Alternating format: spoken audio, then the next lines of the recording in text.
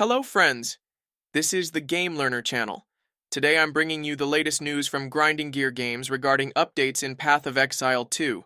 The game has been in early access for 10 weeks, and during that time the developers have introduced a host of exciting changes. Let's dive into what's new with the project.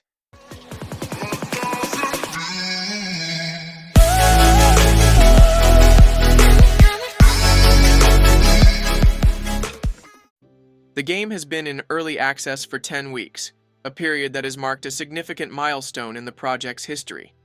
The launch turned out to be the most ambitious in the studio's history and has exceeded all expectations.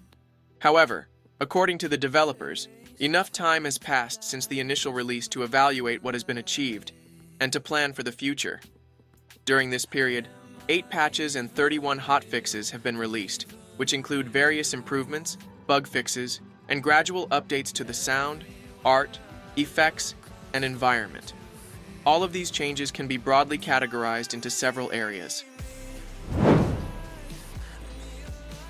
After the game's launch, many aspects that frustrated or wasted players' time were noted, prompting the team to implement a series of adjustments. Among the key improvements are the introduction of the ability to teleport across the map via checkpoints and a feature for resocketing items, along with numerous smaller tweaks. Additionally, balance changes aimed at enhancing the overall experience include reducing the cost of respec, decreasing the chance of getting stuck during dodge rolls, and simplifying multiplayer respawns.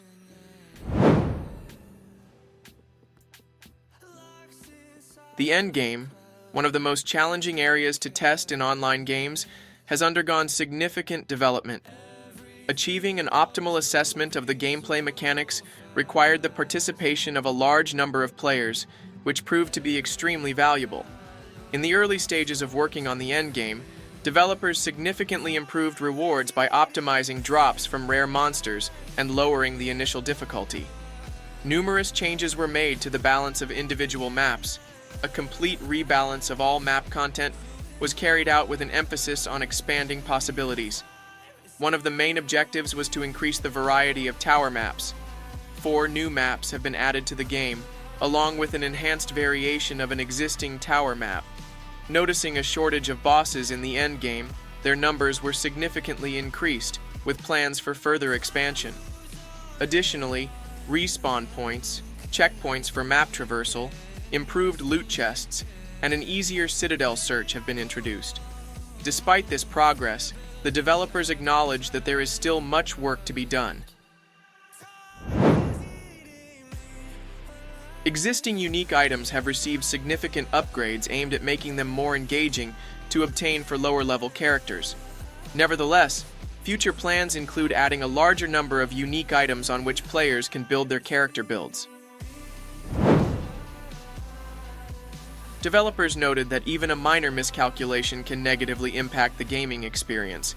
In response, numerous changes have been implemented in the stats of monsters and bosses to eliminate situations where opponents could be defeated with a single hit, improve difficulty progression, and increase the minimum item drop rates. Additionally, several issues related to the Trial of Chaos and Trial of Schemes modes have been resolved. Work on balancing skills is ongoing. Changes aimed at neutralizing overly powerful abilities will be implemented as part of larger balance updates. Crash scenarios have become one of the team's top priorities. On the server side, the number of crashes has been significantly reduced and now occurs very rarely. At the same time, despite the elimination of most gameplay code crashes, there remain serious crashes in the game engine that require further analysis. The most critical issue has been a complete system freeze following the Windows 11 24H2 update. The cause of this malfunction has not yet been determined. However, a workaround has been implemented to prevent repeated freezes, and specialists are actively collaborating with Microsoft to find a long-term solution. Other crashes are related to the GPU driver and manifest as device-removed errors. To help debug this issue, the developers added the command line key ~x crash report, which gathers additional logs despite a slight performance reduction. They recommend disabling this option after collecting a sufficient number of reports. Additionally, collaboration with NVIDIA is underway. The switch to Vulkan has already shown a reduction in the number of crashes for some users, and this option is recommended for those experiencing frequent crashes. According to the developers, aside from crashes, the following major issues remain, the resolution of which will require a major update. Balance of skills and builds. There are issues with both overly powerful and insufficiently effective abilities. Variety of builds. There is a limited number of character build options, as well as a lack of unique class-defining features. Endgame progression. The balance of progression leaves much to be desired. Endgame content. There is an insufficient number of interesting finds and unique items.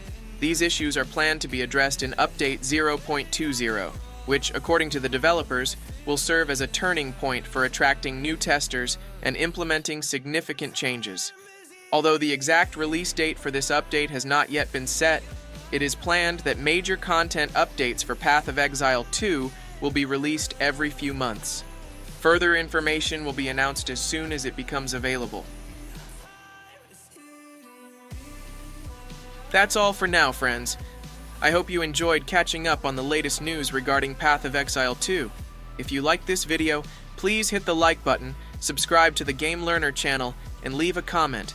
Your feedback is very important to me. Thanks for watching, and I'll see you in the next video.